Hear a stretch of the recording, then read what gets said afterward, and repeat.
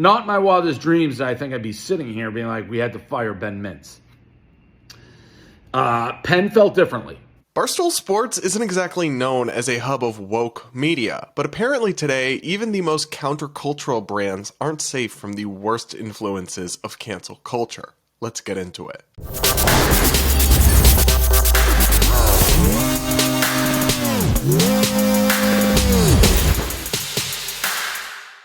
So Barstool recently fired host Ben Mintz in what can only be described as an injustice. During a live stream, Mintz made a mistake. He was reading out loud from his phone lyrics from Bone Thugs and Harmony, and in real time he failed to catch himself and repeated the N-word out loud. Now, Mintz immediately realized his mistake and apologized. In a tweet, he said, "This morning I made an unforgivable mistake slipping on air while reading a song lyric. I meant no harm and have never felt worse about anything.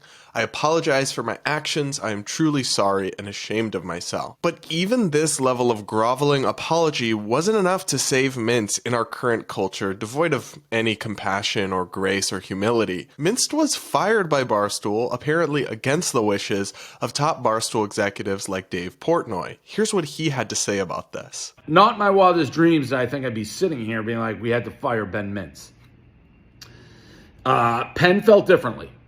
Penn felt differently, and I'm stunned by it, and I've been fighting tooth and nail, as has Erica, as has Dan, to keep Ben and say this is the wrong decision. But Penn operates in a world that we don't operate in it. They are highly regulated by the government.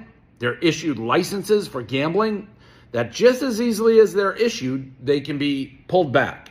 And for anybody who has followed any of the states and Penn trying to get it legalized and things like that, one thing's clear. A lot of people hate my guts. They hate me. They hate Barstool. And they look for any lever, any excuse, anything to cause problems for us and pull the licenses.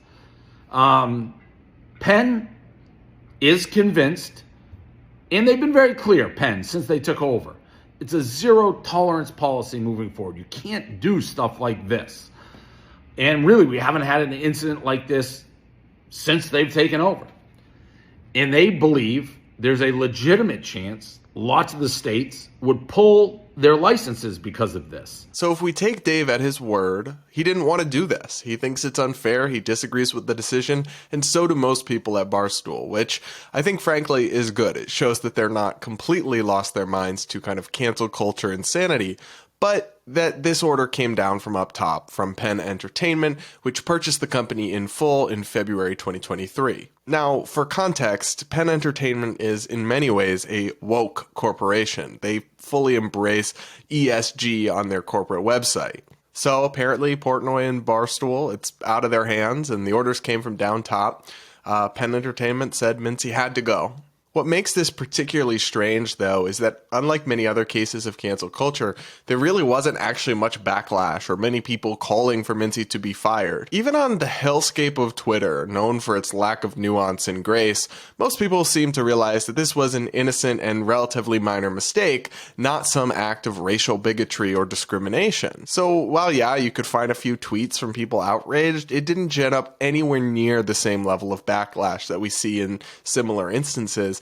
And that backlash never really moved from social media bubbles out into the real world in any meaningful sense through mainstream media or advertiser boycotts. So there wasn't even actually much backlash calling on Penn to do this. And when we add that to the fact that it really was a pretty minor mistake, this just seems all the more indefensible. Remember, nobody was hurt by this. Nobody was harmed. In real time, there was nobody out there whose life was adversely affected because he slipped up and read aloud a song lyric. But we're gonna destroy this man's career and life, turn his whole life upside down over this? How does this possibly make sense? Now, as Portnoy mentioned, they're trying to argue that they have to do this essentially in order to protect their interests as a company because they have a bunch of gambling licenses that they have to get from state governments, and they're worried that state governments would use this as an excuse to deny them their gambling licenses. That seems incredibly far-fetched, but also, even if it were true,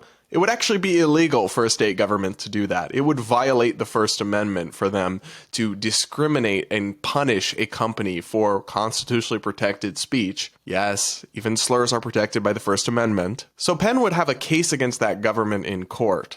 What's more, any government that was going to hold this against them to deny them a license can still do so, regardless of whether they fired an employee. But even if Penn doesn't actually care about any of its employees or basic compassion or fairness, even if all it cares is the dollars and cents and it doesn't want to take even a little bit of risk, this is still a mistake. By caving to the cruelest form of cancel culture, they're compromising everything Barstool's supposed to stand for. It's supposed to be irreverent, politically incorrect, and countercultural, not the kind of woke corporation or company where even a minor transgression violating woke pieties gets you the can. There is no market for a woke Barstool. And the comment sections on all of their posts about this are flooded with former Barstool supporters saying they feel the company has sold out and they don't have any respect for what it's doing. This backlash is understandable, but I do find it hard to fault the Barstool executives too much when Portnoy and the others in charge there have made it very clear they tried to fight against this and make it not happen. But it does make me question even further the decision of Portnoy to sell Barstool to a company that's openly woke. I mean, it professes its support of ESG on its website. And more importantly, it raises again, like so many of these instances of cancel culture do, the question of what kind of America do we want to be? An America where people are fired over song lyrics, or one where people can make small mistakes without having their lives ruined? Alright guys, that's it for this video. Let me know what you think in the comments below. I'm Brad Polumbo. If you're new here, consider subscribing, sticking around, and I'll see you all next time.